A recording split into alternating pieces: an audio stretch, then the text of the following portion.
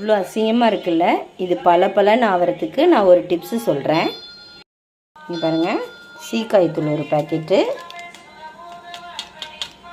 அப்புறம் கொஞ்சமாக மஞ்சத்தூள் ஒரு ஸ்பூனு, அப்புறம் வீட்டில் ரொம்ப புளிச்சு போயிருக்கும்ல மாவு, அது நல்லா மிக்ஸ் பண்ணிவிட்டு இதை நல்லா இப்படி மிக்ஸ் பண்ணிக்கணும். மிக்ஸ் பண்ணிக்கிட்டிங்கன்னா இப்படி ஒரு கலும்பாகும். இது இப்படி பூசி வச்சுருக்கேன். ஒரு 20 மினிட்ஸ் ஊறணும்.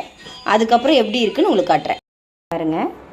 அதை போட்டு தேய்ச்சது எப்படி இருக்குது. இது வந்து பற்ற வச்சது, அது என்னன்னு நினச்சிடாதீங்க. நல்லா பளிச்சுன்னு இருக்குது பாருங்கள் லக்ஷ்மி. அதே மாதிரி விநாயகர் சிலை பாருங்கள் எப்படி இருக்குன்னுட்டு. கருப்பாக இருந்துச்சு எனக்கு, செம்மையாக இருக்குல்ல. அதே மாதிரி பாருங்கள் வாராகி விளக்கு.